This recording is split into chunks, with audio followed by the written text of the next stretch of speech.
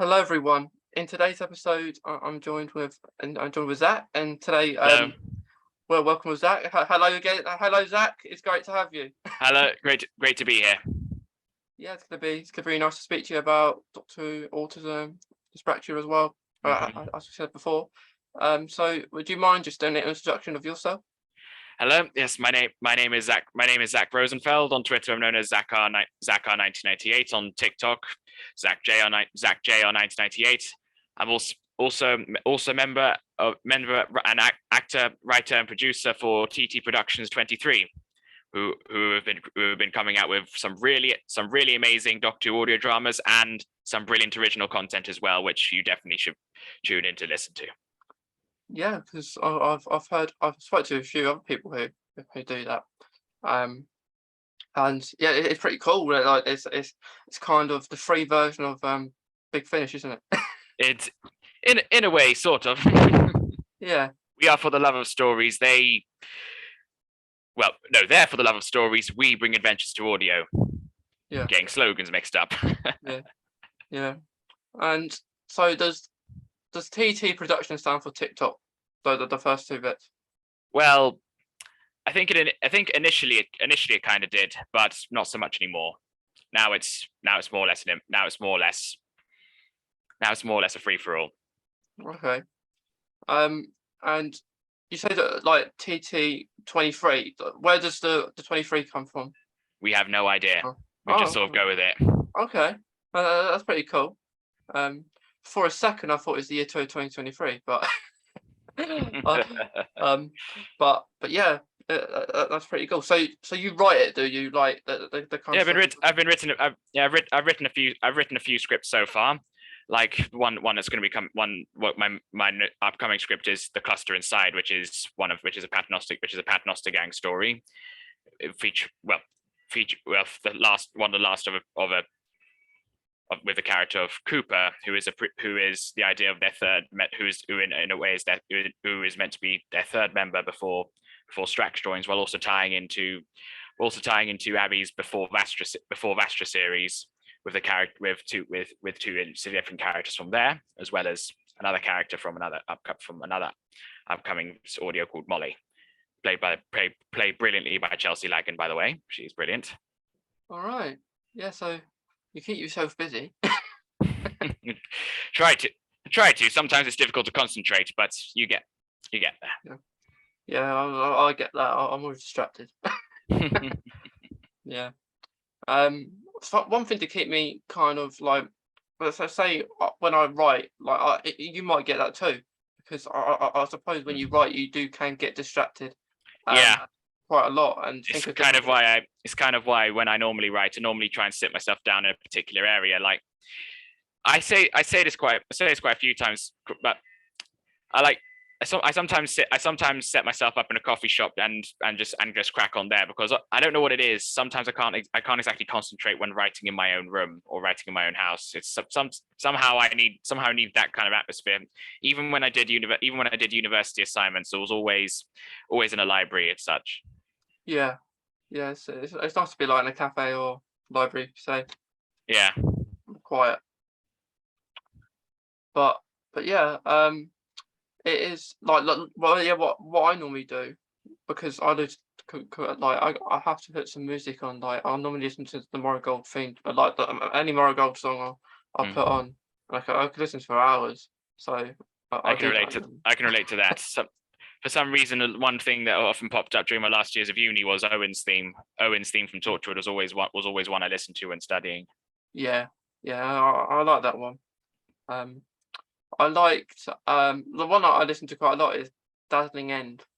The thing called Dazzling End, and I think it was within. Oh, I think I know what that one was. That was Turn Left when Donna was going back to stop herself. Yeah, wasn't it? Yeah, I think so. Yeah, yeah, one had the beat one, I bet. I think. Yeah. Yeah. Down. Yeah, that one. Yeah. Yeah. Yeah. It is good because like one I listen to now is kind of like a different concept. Like one like has a little bit of Donna Noble's theme in it as well. So I listen to that quite a lot. I've got a playlist going. I do like Father's Day's theme in the Ninth Doctor episode. Father's Day. Yes, I do like that one as well. Yeah. And how it comes back in Rise of the Cybermen with Parallel Pete as well. Yeah, that's really good. That is. And Westminster Bridge, I did like that one. Oh yeah, I cannot imagine the Ninth Doctor without that theme. I know Big Finish don't tend to use Murray Gold's themes, well, with a few exceptions. I know they don't tend to use Murray Gold's themes, but I kind of wish they somehow got the rights to use that for the Ninth Doctor adventures. Yeah, because I like the Ninth Doctor's themes. Like Westminster Bridge was kind of the first one. Like as soon as Rose woke up, and then I was playing. That was it. The Day of the Doctor, that's another good one. Yes, it is. But like the 12th Doctor has some good ones. I am not a good man. I'm not a bad one either. I'm not a soldier. Not an officer. I am an idiot with a screwdriver. Yep. Well, a good man being 12 is obviously the best theme, and that theme that I was referring to then, the majestic tale of an idiot with a box. Yeah, and a good man is probably one of the longest ones as well. I think it's about 6 or 7 minutes long. Isn't it? I thought it was like 9 minutes, or unless I'm getting mistaken. It might be. It's quite long. Yeah, it is. It's pretty long. 13th, the 13th music isn't. Well, I don't like like previous music. Yeah. Within a Doctor, it's almost like the only one I can remember is the 13th theme. Not much else. I struggle to remember a lot of Sega Nakanola's themes, but at the same time as well, I can appreciate the atmosphere that they do bring in certain scenes, like during Demons of the Punjab and Ascension of the Cybermen. But aside from the Doctor, 13's theme, there isn't. I can't really remember any off the top of my head. Yeah, me too. It is it's pretty hard. All due respect to Sega Nakanola, he has been doing a great job. It's also one I think is a bit underrated. There's one I think is underrated though. This is Night Walk from the TV movie. Yeah. Which, i.e., when he's these shoes, they fit perfectly scene with the Eighth Doctor and Grace. I always really love that. I always really love that theme, and it fits the romantic nature of the Eighth Doctor. Yeah, it would have been nice for him to maybe get a few more screen time, Eighth Doctor. But definitely but I'm very happy that he's got a bit. He's got a massive goddamn era thanks to Big Finish. Yeah. He's with everything from Charlie, Lucy, Molly, Liv, etc. He's got a full blown era now with all this. It's definitely shown him living to his full potential. Yeah, definitely. I think music plays a massive part in Doctor Who Autism as well. Because it I just can't concentrate if that's not there. Yeah, I want to play soundtracks from different things. Yeah, sometimes it does take you out of it. Sometimes I think it does take you out of it in points like the Sea Devils. I love that story, but a lot of that incidental music is kind of hilarious. Yeah, just that wit. The whatever that was supposed to be when the Master and the Doctor were having a bit of a sword fight. Yeah. That was pretty funny. Yeah. There is Captain Jack's theme when he came back. I did like that. Yeah. That was pretty cool. I kind of wish they used Ben Foster's theme from Torchwood, but it was pretty cool when they used that. Yeah, I do like his theme from Torchwood as well, like Captain Jack. Here he comes in a ruddy great tractor. Here he comes in a ruddy great tractor. Here we come. Yeah. So many good themes. Suppose we can be talking about all day about that, but Yeah, so Zach, like, you said that you're like in the process of getting an autism diagnosis. Do you Mm. want to talk a little bit about that? Well, my mental health lately has not been the best. And in some instances, I've in some instances I've got very low, but in a lot of instances I don't even really know why.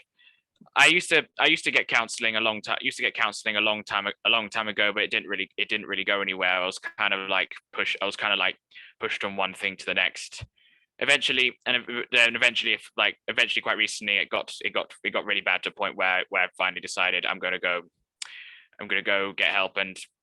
And I have to kind of wait this out for a bit because the NHS, unfortunately, with mental health isn't exactly up to snuff. But August 31st will be my first screening appointment, and just to see if I am under it, to see if I do fall in anywhere on the spectrum officially. If it might be bipolar, BPD, depression, whatever it might be. I have to wait it out and sort of hold myself together until I get clarity. If that makes sense. Yeah, yeah, because a diagnosis is it's hard. It takes time. Mm. Because yeah, like yeah, I hope it like that all goes well for you. Like Yeah. like you get some answers Hmm. because I hope so too. yeah, because more now I see people get diagnosed with like autism, um, uh, more towards like not like different when I was younger. Because I was diagnosed with 9, and nowadays I don't see many people or hear about many people that Mm. are diagnosed with that young. Now it's more towards maybe teenage, like maybe Yeah. in your 20s, in your 30s, Indeed. even later. There are people I know. There are people I know that are being diagnosed a lot later now. Yeah, yeah, there is, and like you got people with ADHD too, get diagnosed later, and Yeah. autism too, Indeed. which it is good because it just proves that you don't have to be a certain age to get diagnosis or something. Certainly not. And it needs to be a stigma ruled around these things. What I always felt growing up is, I always knew I had something. But the way that schools kind of handled it was sort of treating it like, oh, you're not normal. We're gonna really make you feel like you're not normal, etc., etc. And I think that was almost why I was almost afraid to get help.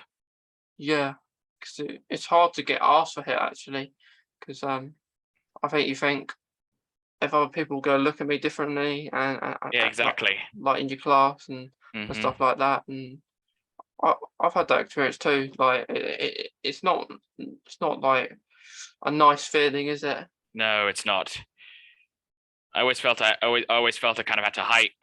Always felt I had to kind of hide it the best way I possibly could, so people didn't think differently of me. Yeah, yeah, and like if a teacher came across maybe to you to say, "Do you need any help?" You would kind of say no, Yeah. even though you probably did need the help, but you just couldn't. No, because I was always afraid I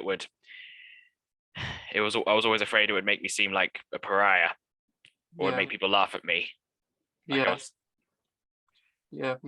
Maybe you was doing maybe a task in the class, and like everyone else in the class knew what they were doing, and you were possibly the odd one out that didn't. And like I've had the experience too where that's happened, and so like I can't say anything because people all know what they're doing. I'm the only one who doesn't. I've been there. I've been there a lot. Yeah, Or sometimes when you have your own methods of working things out, that's a bit different from the norm. Or sometimes, like, even maths, I always like counted on my fingers, which was always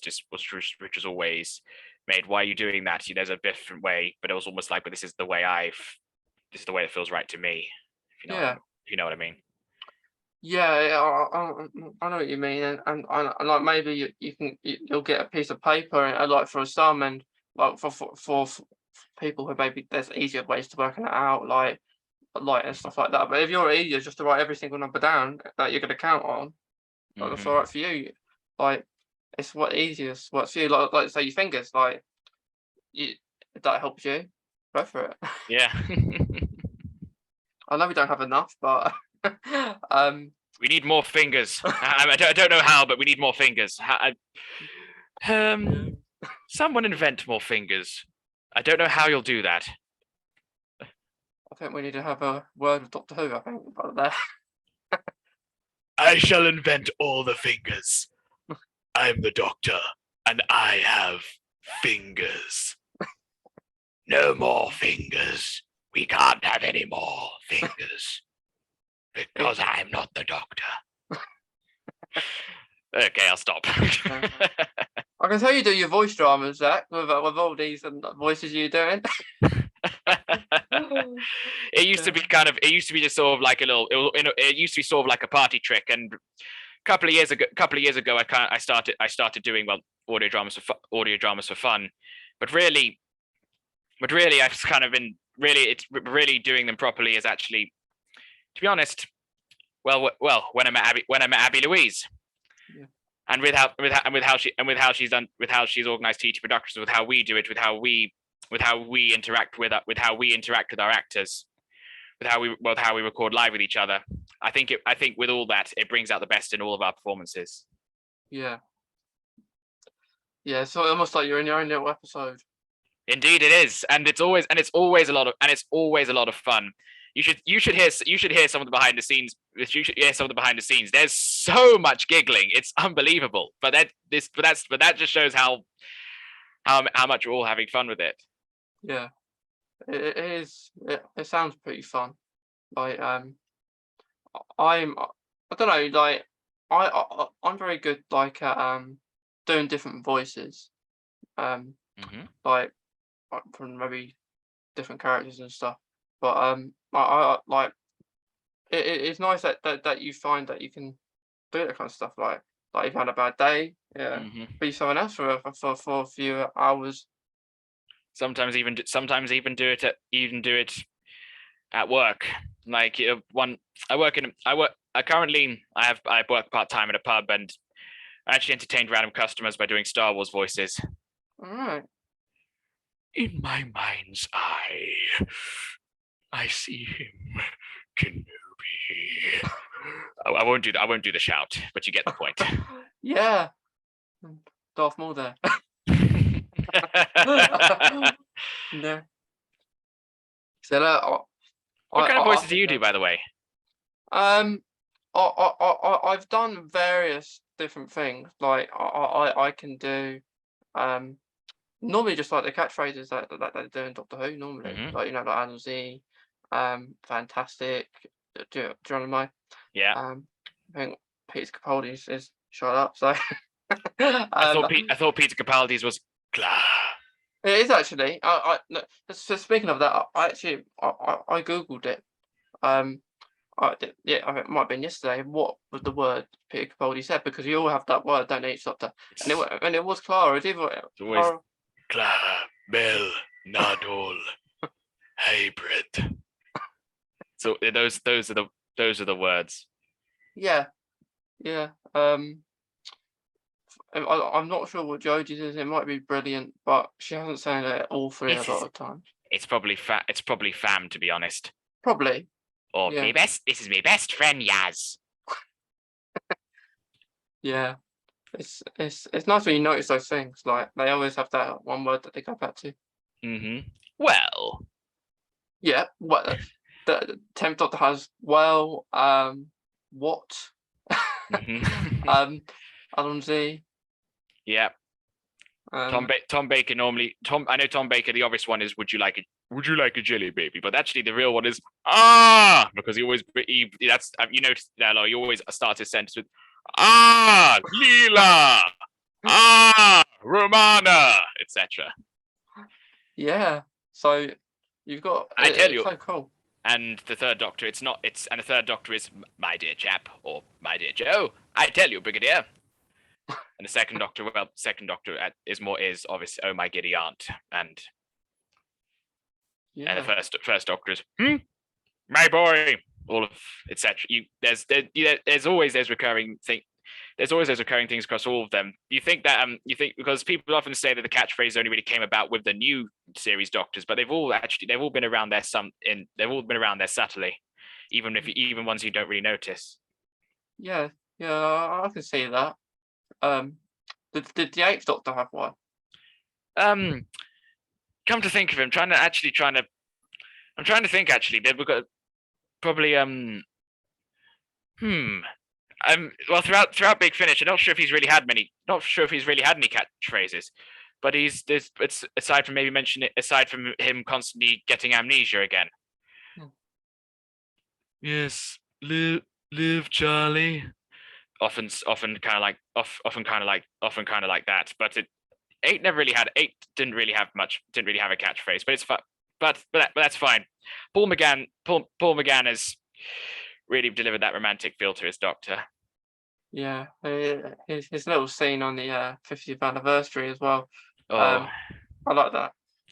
and then what I love in that moment is just before he drinks the goblets, Charlie, Carries, Lucy, Tamsin, Molly, all the known Big Finish companions up to that point, aside from two others, which I won't spoil because that was a bloody good twist. Listen to Terra Firma, peeps. With that it was like a public acknowledgement of the TV show of Paul McGann's Big Finish run. Liv and Helen weren't mentioned yet because they didn't. Liv, Helen, and Bliss weren't mentioned at that point because they didn't exist. But it was still a lovely acknowledgement for Moffat. Yeah, it is good to do that. And then a few seasons later, he made Frobisher canon. when the 12th Doctor mentions Marinus as a place as one of the places Cybermen come from, referencing the World Shapers, a 6th Doctor comic with Frobisher. All hail Frobisher! All hail the big talking bird! The companion. Come on, Russell, you bring back Beep the Meep. Bring back Frobisher. It looks like Beep the Meep is coming back. It does look like Beep the Meep is coming back, and if Beep the Meep's coming back, come on, Russell, make Frobisher happen. Yeah, like Beep the Meep, Bunny. Meep. It's gonna be that's gonna be interesting actually. Yeah, it really is. It's got like I never. It was a Tom Baker comic, wasn't it? It was, yeah, and they've recently adapted it a few years ago. They adapted it into an audio. I believe it was just remembering. I think it was this. I might be getting my stories mixed up, people. Any Doctor Who comic aficionados watching this, I'm sorry. I think the Star Beast was Beep the Meep. I think the Star Beast was the Beep the Beep man. If I'm wrong, I'm sorry. Okay, I'll take your word for it. And there's actually a free audio with Beep the Meep that they did a long time ago, called The Ratings Wars, a mini audio with Colin Baker and Toby Longworth, I believe, playing Beep the Meep. It's a funny little thing that I couldn't believe existed when I first heard it. Yeah. And then the fifth Doctor fought an evil Furby at one point, so it goes weird. Places go weird. All right. Yeah. So it's very exciting things like with audios and coming up in Doctor Who. Indeed. And I've spoke before with various different people, and honestly, if you agree, like with the doctors and autism, like in ways it could come across where the doctor could come across as person has autism because of the different things that they do. And like because they don't like I know like because like we discussed before, finding asked help, didn't we? At school. I think, and the doctor shows that sometimes. Yeah, he does. They do, rather. Yeah. I think the perfect example of this actually is the opening of the 11th hour. Obviously we have all those the fun scenes, the apples, the fish, the apples, the bacon, this bread and butter, which he hates, and then the fish custard. And but then comes the kicker when after they saying you're seeing all when the 11's like you're seeing all this, but nothing, it's not bothering you, which must mean there's one scary crack in your wall. I think that whole thing does almost encapsulate the allegory for autism, if that makes sense. Yeah, like going from the food part, like with textures and stuff. So some people with autism may like the same food. Yeah. And like with the crack in the wall, that does I've heard the doctor was quite scared himself. It's almost like going from one. It's almost like going from one tone to another, and you can't really tell what you're going to get. Yeah, really fast. Yeah, like the 11th Doctor. Mm-hmm. He's a really fast character. Mm-hmm. And Matt Smith, I think nails both those ideas of the old man stuck in the body of this teenager, basically. Yeah. Like, while the first Doctor was the reverse, a teenager stuck in the body of an old man. He's probably the most childish Doctor there is, but I'm going on a tangent here. Yeah, I agree, and like what one episode that always pops to mind. Well, there can be plenty, but like in the Girl in the Fireplace, the Doctor is asked if he's all right when he's not. Yeah, and that's him. It's just him saying that he can't talk to anyone because, because they're not Time Lords.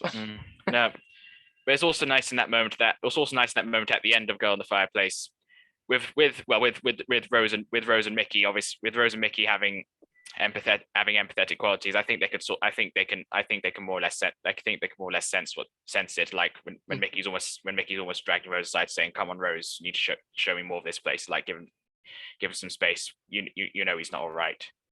Yeah. And I think even people around you, when you say not all right, they know even as much to try to convince them otherwise. Yeah, like most people do say they're right when they're not. Yeah, they do. They don't want to bother anyone. Mm-hmm. Yeah. And yeah, because like it's hard to talk. Like it's hard to explain things and also hard to help. Mm-hmm. And the Doctor gives help, but doesn't ask it very much. No. Yeah.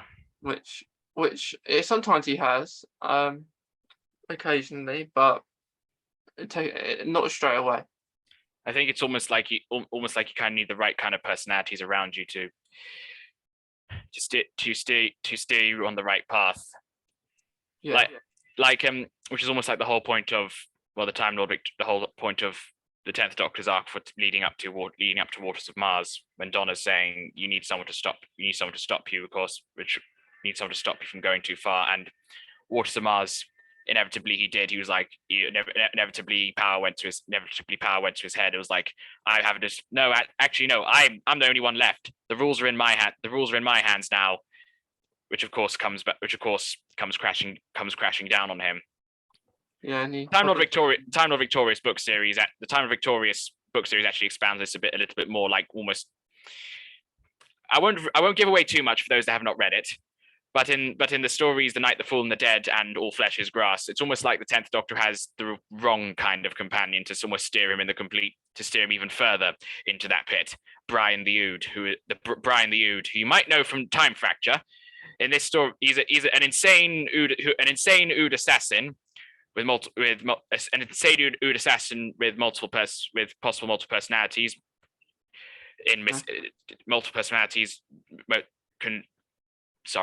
I'll get my words back. A lot of it suppressed within his translator. But anyway, I'm going on a tangent. The point is he is the kind that relishes chaos and brings out the worst in the Doctor, basically encouraging him to go even further, to become the Time Lord Victorious, to go on a war against the universe. Yeah, okay.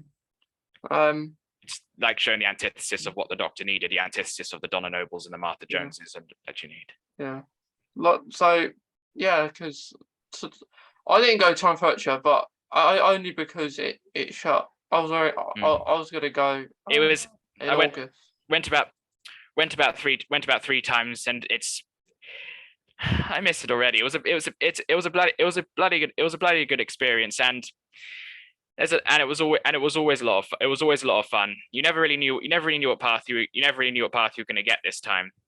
I mean, most of the times I was actually on the same kind of path, but there's always something else around the corner, some different thing, and references to stuff that you wouldn't think possible. It was a really good experience, and I hope it does come back one day. Yeah, I did too because I wasn't able to go purely because COVID was quite hard at the times where I wanted to go, and I was ready to go to August, um, which is next month after recording this, and which is quite funny that with this series, all Yeah. the episodes in the wrong order, like Doctor Who, at all times in the wrong order. So one episode could be later, one episode could be earlier, and it's quite funny. But what like time fracture then? What is the most scariest part, would you say, of your experience? Ooh, I'd probably say the I'd probably say the Weeping Angels bit, and I'm gonna say this. This might be a bit. They haven't scared me since Blink, but when you're there, if it this is to anyone, if it comes back, there is a section with the Weeping Angels, and if you're in the front, it's bloody terrifying. Do they move then? They do. And they look exactly like they do it in the show. Aye, they do. I had to even though I didn't really need to because there's people in suits, I still did this, which is almost like a force of habit whenever I watched Blink back in the day. So did they move? Because there would have been probably a few other people there as well. Would they move you if you personally blink, or they just move anyway? Oh, they move. It's on a script. I was on a script. It's on a certain sequence. Let's say that second time we went, we got a little lucky. We were there the same day Blue Peter were filming. Okay. So if you go watch the video that they put up, you might be able to spot a few of us. Spot Abby Louise, James York, who heads the Queer Doctor series, which is brilliant, by the way. Matt Barrett, who plays our Strax for TT Productions, and myself. You might be, although my hair was blonde at that point. Okay. And so you have the Weeping Angels. So that's the most scary one there for you. Probably, yeah. A lot of it I was just more or less kind of just excited. I won't spoil it too much because I don't know if this is going to come back or not, and I still want people to I still want people to go in with a fresh face. Yeah. I'm assuming it will, just in a different location at some point. Yeah. Yeah, like maybe not in London, maybe. I wouldn't have thought Liverpool because they got What's Wonder there, but it could be around that area. It could be something completely different. Of course. But yeah, it would be lovely to come back. Yeah. Because you can't beat a bit of like what they say it like a good experience. You definitely can't, and Time Fracture most definitely is a great experience. Yeah. So Zack, shall we move on and talk a little bit about dyspraxia, because you said that you have dyspraxia. Yes, well. Yes, I do have dyspraxia, and it was always a bit of a struggle growing up writing. Handwriting I always struggled with. It was always either too big, it would always hurt my hands when I tried to write. Eventually I was allowed to type in school and type my exams and such. Beforehand, it always hurt, and it always hurt when writing. And even now, I've always felt that if in stuff like work and such, I've always felt that I've always been a little bit slower than the rest of my team, because physically I am. I've been working my way through it. I've kind of got used to it now, but sometimes little things like even what I'm doing right now, I always feel the need to sort of kind of fidget at points just to keep myself in order. And while I'm not the biggest fan of Ryan Sinclair, I did relate to him to an extent. Like, I mean, I didn't take me that long to ride a bike, but I still related in other aspects, like even when like stuff like things when learning to drive, and like I was saying earlier in Kablam when he was undercover, Yeah. when he was undercover in deliveries, and he was talking about how he always felt he was a bit slower. That part I related to. So while I'm not the biggest fan of Ryan as the character, I do appreciate that Dyspraxia was acknowledged. Yeah, it was good they did a storyline like that, but like that's the point. So I imagine some people may get upset with it not being like, the story not being like continued. It wasn't really. It sort of just went away, and that's that which kind of said for really for Ryan and Graham, because once because their story arc, I'd say, was done by It Takes You Away, and after that it almost felt like there were spare parts. Not Yeah. I mean, Bradley Walsh is always a delight, but they felt kind of superfluous after that. Yeah, I did like Bradley Walsh in it actually. He was really good. Um, Best I would say, like I think one of probably the first grounder since Wilfred maybe. Yeah. Um, There's a companion Big Finish. The Sixth Doctor has a companion called Evelyn Smythe, which I think at that point was the first elderly companion, and I think she kind of changed that perspective for me. okay. She is brilliant. She is brilliant, by the way, and arguably she is the reason why the Sixth Doctor went from brash, arrogant, rude to more mellow and loving. All right. Played by the late Maggie Stables, God rest her soul. Yeah. So, so, so if someone didn't know what dyspraxia was, Zach, how would you explain it to them? Well, I'd say it's almost like it's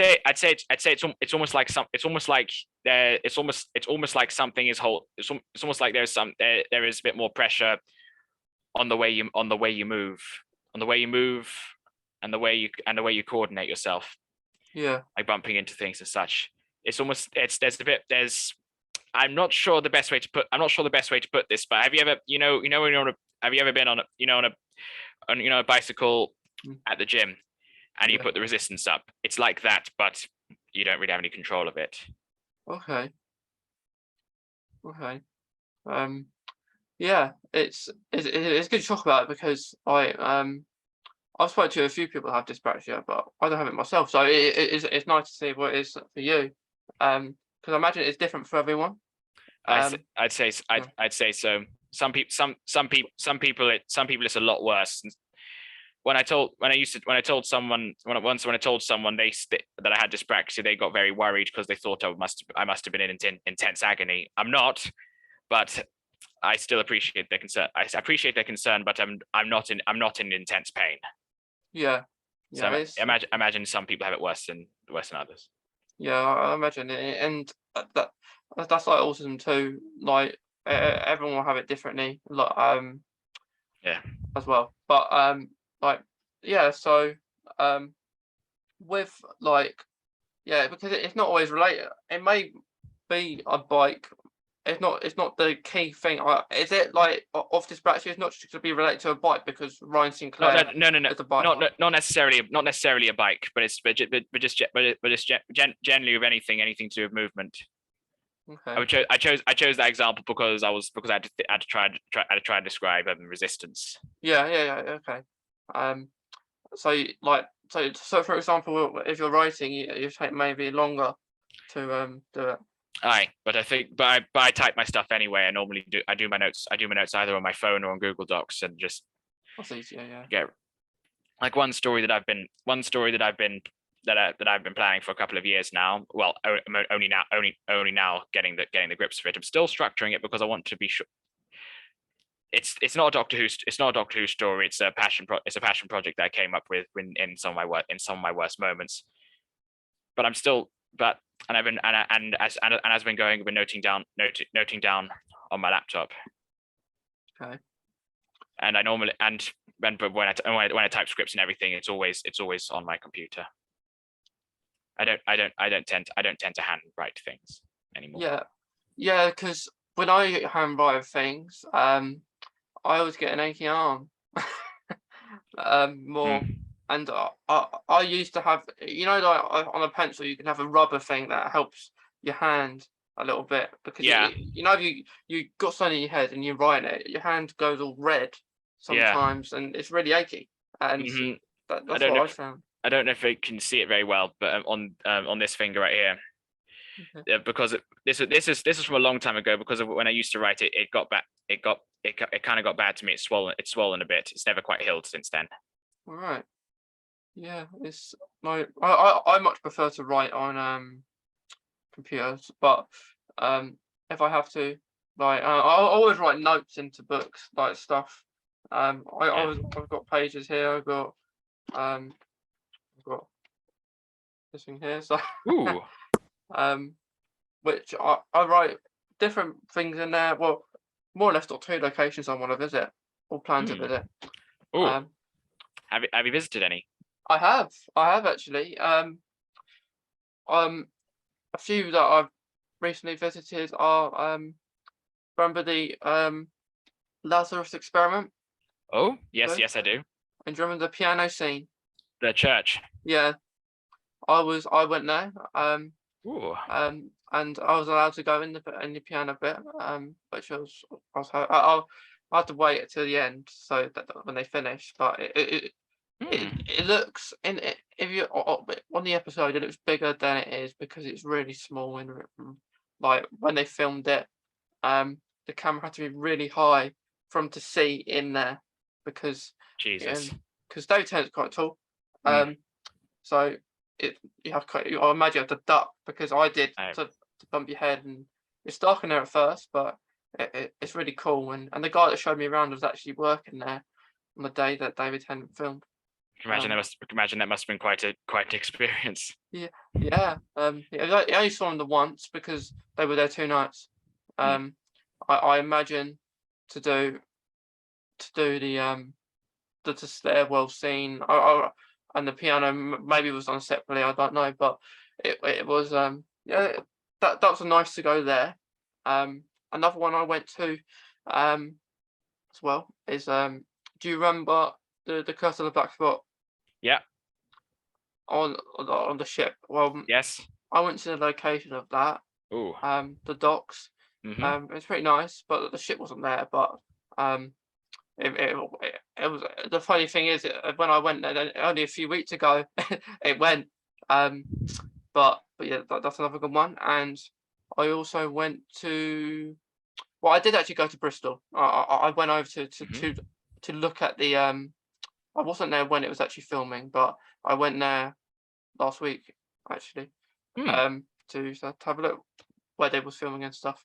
Um, and that was nice. And I also went to Stonehenge, where, of course, Matt Smith did his Pandora Open speech. Who takes the Pandorica takes the universe. My 11's not very good. Bad news, everyone! Because guess who? But yeah, that of course you're not allowed to through the blooming line anymore. Mm-hmm. But when I had a picture and photo, it looks like I was when I weren't. So kind of trick photography there. um, um, but yeah, I went there, and in this lovely book of mine, Yeah. none of the locations that I mentioned are actually in there. But Mm-hmm. more or less in this book are Cardiff, Wales locations I want to go to. I never been to Cardiff. I never went to experience in Cardiff. I went to a doctor experience when I was like younger in London. I think I might have been to that one. It was like I don't remember where exactly it was, but I remember I went to A1 when David Tennant was still the Doctor. I think I went when Matt Smith was actually. I heard about that. I heard about that one as well. There was Yeah. one I went to a couple of years prior where David Tennant was still the Doctor, and I remember I don't. It was a long time ago. Memories are foggy. Yeah, it was a while ago. I know the Weeping Angels was there. Mm-hmm. And this long bit, they didn't move, but they're just statues. But I've been young, didn't blink. So I went there, but like in the lovely book, the main ones I want to go to are the gardens where the Madame de Pompadour episode was, Down the Fireplace. Mhm. I want to go to the Trap Street Yeah. one, because I've heard that that's in Cardiff, which is Mhm. pretty cool actually. Be nice. And I want to go see Sarah Jane's house. Mm. That's another one. I want to see the gardens. You know, the garden place where Waters of Mars was set in Yep. that dome. Yeah. Check that out. I don't know if I'll buy for plants. Don't drink the water. Don't drink the water. Yeah. There's like I have loads in here. I want to go to the libraries in Swansea as well. Mhm. Matt Smith's village, like Amy Ponder's village. They're all there. Ledworth. Yeah, they've left the beach. A couple of the Mhm. cafes they've done. Boomtown one, the one Mhm. they did in the Silence episode. Yeah. So that's something I love to do, because I never thought about it, but if you go to the locations that they were filmed, it feels like you're kind of there. Yeah, there is all that feeling when you are there, and it's a great experience. I've not done many Doctor Who locations. I did go to Cardiff in the dying days of the Doctor experience, and I did arrive at Camden just when the Bad Wolf crew had left filming the 60th. But been to locations in for other shows. Yeah. And when I lived in Barcelona for a couple of months, went to Girona, where lots of bits of Game of Thrones were filmed. Like a lot of the Bravo scenes, Cersei's Walk of Shame. Those are filmed around there. Okay. Yeah, I do like Game of Thrones.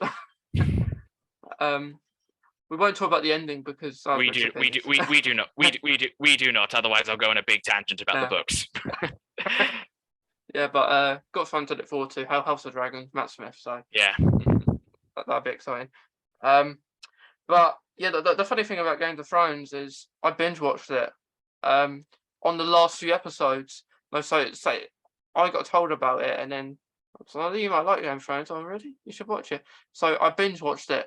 Yeah. All within a limited amount of time. So I was lucky enough to watch the last episode on air. Last two episodes on air, which it was okay. Yeah. I read the books beforehand, which are still not finished, and to be honest, I don't think they will ever get finished. There was a lot they could have done. There was a lot that they omitted, and in the end, it was a mess, to put it lightly. Yeah, not what we would have expected, but but I think House of Dragons is set in the past, so it is. Yeah. It's set a long time before the show. Yeah, so that's gonna be exciting. It's not so you get these prequels and sequels of different kind of shows and Doctor Who. We should be getting that kind of stuff, like side shows as well, with Russell back as well. I wonder what he'll even do, and wonder what routes he'll take things. Yeah. Big Finish with their Torchwood. They've done their own series 5 and 6. I wonder if they'll touch on that at all. Yeah. Which Russell was actually involved in. He was there to consult the characters and bringing back certain peeps. But I'm wondering if theoretically, if there was a Torchwood series 5 and 6, John Barrowman notwithstanding, if they draw on that at all. Yeah. Like they could easily do it with. They don't even have to call it Torchwood. They could just do something else. Mm-hmm. They could do it. They could do a charitable Earth with Ace. Yeah, they could do it with like Osgood, Kate, Ace, and that. Yeah, that's another great spin-off to listen to. The unit on Big Finish. They've all been really good. Yeah. So I could just shill Big Finish for days, to be honest. Yeah. So we're in Doctor Who. Do you have like a preferable Doctor for like that you like, or you just like them all? To be perfectly honest, I do just kind of like them all. It's more that there are parts of the eras that I like and parts that I don't like. Because generally it depends what mood I'm in. All 13 eras have their own charms to them. Yeah.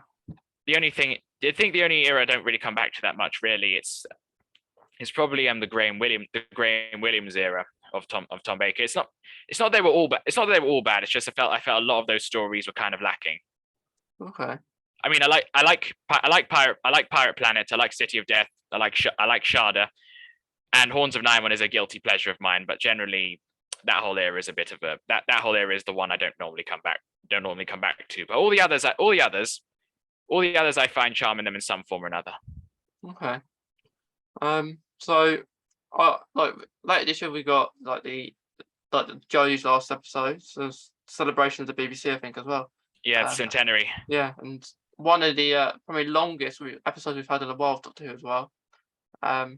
Hour and a half, I think. That beats End of Time. If you count them both as an episode, well, that'll be it. But they didn't. They did part 1, part 2. But I think it was hour and 16. One of them might have been the last. Episode 2 was like an hour and 16.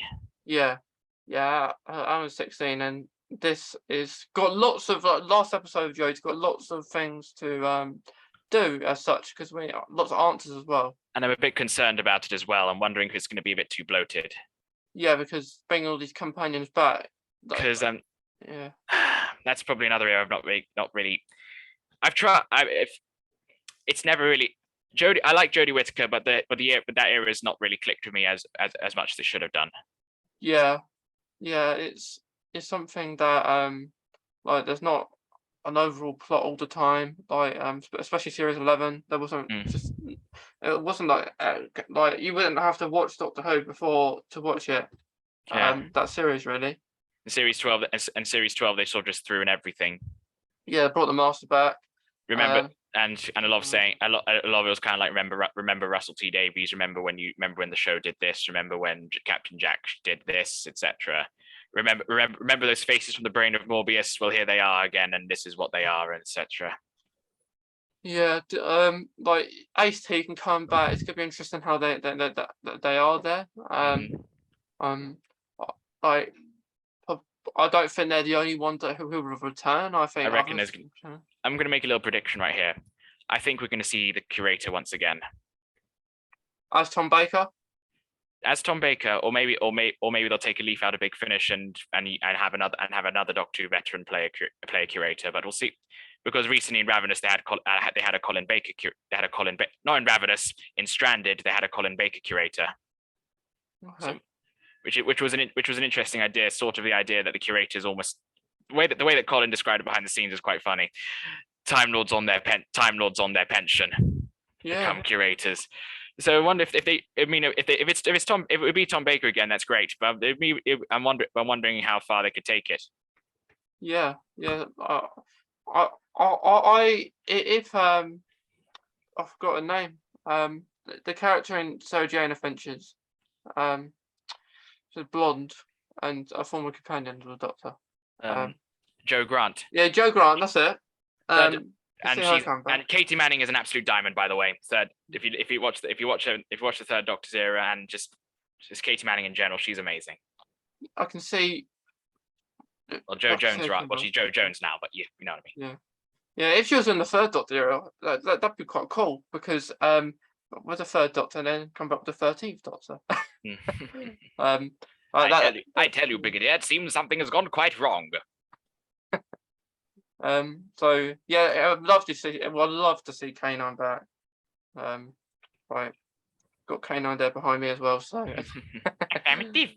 Got K9 slippers somewhere. I think it might be in that pile if I can find it. Oh, here's one of them. The other slipper I can't really find. These I normally wear these when recording because I've got a bit of a hard floor. Okay. So it's my K9 slippers. Affirmative. Affirmative, mistress. It's described as quilitane oil. That will be interested how if K9 did return with Jodie, that'll be interesting how like he speaks to her, because like with Tennant it's just like master. Is it going to be mistress? It'll probably be mistress. I think so. But, E- but But yeah, sometimes sometimes K9 refer to the doctor as the doctor master. So they might call the doctor mistress. yeah, I'd love to see him back. This would be K9 Mark 5, I think. I'd like to see a good design of it. Mark Like, 1 was Leela, Mark 2 Romana, Mark 3 Sarah Jane. Then it got destroyed. Mark 4 also Sarah Jane. Probably Mark 6 if we're counting the K9 spin-off, which I've not watched, by the way, so I don't really actually have any opinions on it. But okay. So yeah, I can see other people returning. Possibly Osgood, maybe Kate's there, possibly, so yeah. I think Kate might have a bigger role in this episode. I hope so. I was a bit disappointed how she didn't really get much to do in Flux. Do you notice the difference she is between like she was more in charge, Yeah. like with when 11th Doctor was there, and now taking a step back to the 13th. Yeah, in Flux she just sort of stood there and didn't really do anything apart from the scene with the Grand Serpent. She was just sort of there. Yeah. Which was a bit of a bit of a disappointment. It's kind of because that same month as well, Unit Nemesis came out, which does show Kate Stewart which does have Kate Stewart being in charge. Okay, so it's going to be interesting what's going to happen in this last episode, because there's so much going on. Need to find out what's in the watch. Joe Martin's Doctor, the fugitive, find out who that is too. Why the Master's back? Why all these villains are coming back? Yeah, it's going to be very interesting. Very intrigued. Who knows? Do you have any theories? What could happen? Like regeneration. Do you think it could be in the TARDIS or outside TARDIS? I don't. Well, I'll just say this: that clip they showed was definitely a fake out. They've done this before. Like when Peter Capaldi was about to regenerate, they threw in a whole bunch of clips of fake regenerations before. When we know it. If it's in or outside the TARDIS, I'm not too sure on. But I reckon it's gonna. But I reckon the cliffhanger is gonna be her turning back into. I reckon the cliffhanger will be a regeneration, but it won't be Shooty Gatwa. It'll be David Tennant. So I reckon that's probably going to be the cliffhanger leading into the 60th. Yeah, I think so. Yeah, no, because like no Doctor has come into Doctor Who straight into an anniversary special, have they? Really? Well, Peter Capaldi in a way, but not really. Yeah, in a way. Yeah. Because Matt was there for that episode, and then they went over, didn't they? And I believe yes, the Five Doctors wasn't Peter Davison's last year on the show. Yeah. So yeah, but that doesn't really count. What I think, yeah, I agree. Like David Tennant will be back.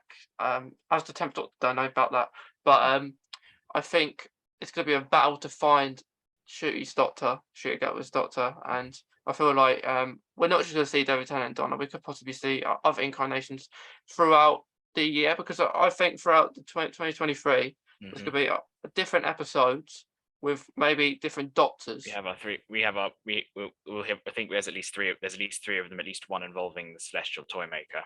Yeah, which isn't much of a secret anymore. It's the prop said it all. Yeah, like three within David Tennant and Donna, and then possibly Matt Smith, possibly Peter, possibly Jodie might get a little cameo. And I think that's gonna go up to November where we see Shooty Gatwa. It'd be nice for them to meet, like Shooty and another Doctor. What could be a cool story? Maybe Shooty turns up, doesn't realise that he's the Doctor. Which is kind of common for post regeneration stories. They're always a little confused. Yeah. Yes. I mean, like the beginning of Castrovalva, where the Fifth Doctor was just still getting his bearings, started talking like his past incarnations. That's right, and it would be nice. The first thing the Fourth Doctor says is say a random quote from the Third Doctor. I tell you, Brigadier, that Brontosaurus's mouth is wide and placid, and Sontaran's perverting the course of human history thing. Yeah. A line that Moffat seemed to really like because it came back twice in 12:0. Yeah, it's great. Like, so something like there's got to be a like a plot twist within because there's gonna be lots of surprises, isn't there? Like with Jojo's last episode, Mm. and like it'd be nice. I mean, for a plot twist, maybe someone to betray her, like maybe Yaz to betray her somehow. It would be it would that would switch things up if Yaz did betray the Doctor. Yeah, yeah, and like you say, I don't believe that's her regenerating in that little clip. Like Mm. possibly the watch or something happening, or like Yeah. you remember it in the Davros episode with Peter Capaldi. Yeah. He was attached to this machine thing, and then it was draining his regeneration energy, or maybe that's happening. Mm. Like maybe a draining. I reckon she's opened the watch. Yeah, yeah, I think she's opened the watch, and what I think, Zach, is I've said to a few people, and they say that kind of makes sense, which I think it makes sense. Mm-hmm. Which is like she opens the watch, and of course the last Doctor to open it was David Tennant, Yeah.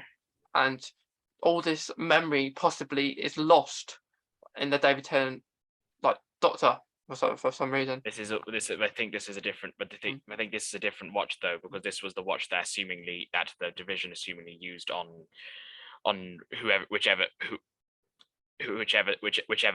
Doctor it was to basically turn him into Baby Hartnell and kick that whole thing off. Yeah, yeah, but like what I think possibly if it is like that, or possibly it could have all the faces of the Doctor in it anyway. Like if it is, but like that, all the faces of the Doctor, and then you've got David Tennant there, and then like possibly just comes into David Tennant or a regeneration.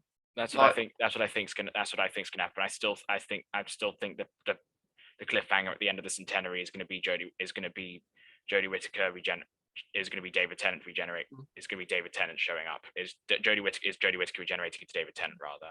And they'll think and that will be what's going on. Do you think that will happen, or do you think she'll be mid regeneration and then they leave it on that cliffhanger? I think she's gonna. I reckon she's gonna turn. I reckon it's gonna be Dave. I reckon she's gonna regenerate to David Tennant. I reckon the cliffhanger is gonna be reveal of David Tennant, and people know he's in it already anyway. The BBC have full on promoted it. Yeah, so it's not much of a secret. It's not much of a secret, really. It makes sense, because why wouldn't Shooty Gat would be filming now exactly if he was going to be regenerating? Exactly, and there was also big speculation, which I thought initially was people looking too deep into things, but now I'm wondering. But now there's probably something to it, because there were news out when Shooty was cast, they all kept saying. The official BBC announcement was just said the new Doctor. They didn't say the 14th Doctor. That was which made people wonder what was going on, and then David Tennant was seen on set, and that was. Yeah, it would be interesting to see who David Tennant is. Like, because for all we know, it could be a regeneration to the face, but it could be a completely different. Because the curator pretty much strongly hinted that the Doctor will use his old faces in the future. Yeah, and here we are. Aye. It'll be nice in that episode. And in Big Finish, he's done it twice. Yeah. 4 and 6. And like you say, in Joe's episode, it'd be lovely for the curator to come back saying, "It's time." Yeah, I'd love that. If it was Colin Baker, I think I'd probably cry.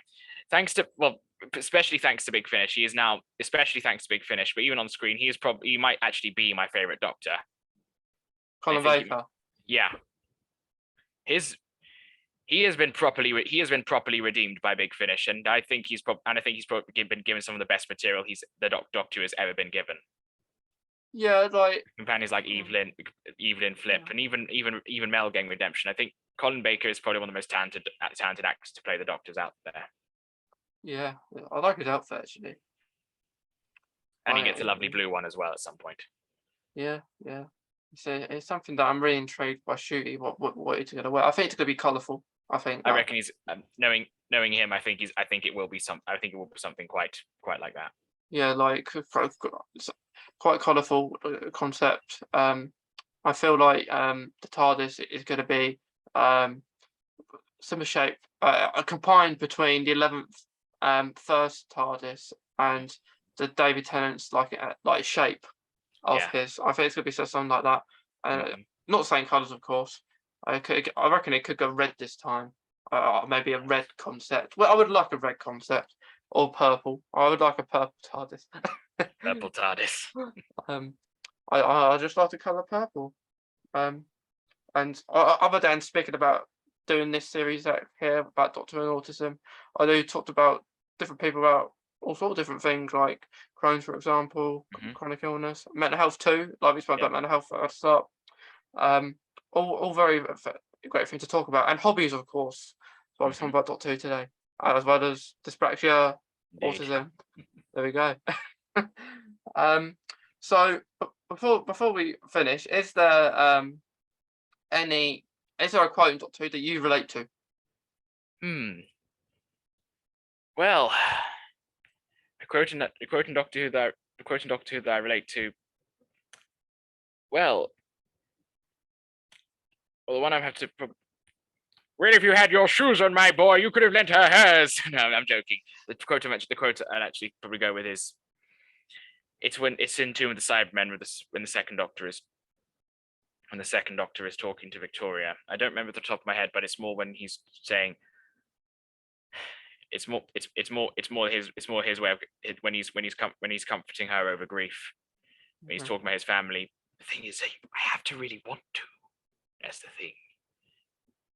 And then the rest of the time they sleep in my mind, and then talk, and that motivation further on, saying basically to continue on, because that's what they would have wanted. That's what Victoria's father would have wanted. And Yeah, I think uh, that's good because like it's like sometimes we do feel like maybe giving up on certain things, and it's good that like I think mm-hmm. quotes in Doctor Who can really relate to us in ways because like when you said that there's so many out there that we can relate to. I think there's actually one I want to talk. One more. It's more like a monologue. It's from the Big Finish audio skirt, so where the Eighth Doctor is talking. Where the Eighth Doctor. Well, it's a monologue about where he talks about how other Time Lords perceived him and his companions, how they perceived them as memento mori. Like they're not really like he's like how his perspective on the world, how he believed that the Time Lords saw it, how the Time Lords believed that he just saw his companions as tokens, mementos to remind him of his age, but really there are points where he would grow too attached. Okay, yeah, I think they're two. I think they're two really good ones there, Zach. Um, because of like I agree from lots of people that they agree, and of course, more importantly, you agree. um, so yeah, it's been great talking to you, Zach. Great It's talking to you too, Mason. been really nice to talk about like autism, dyspraxia, Doctor Who, and like audios or audios you're writing, what you're doing, and yeah, look forward to seeing more of it. Thank you. Well, thanks again, Zach, and it's been My awesome. pleasure. It's my pleasure, mate. Thank you.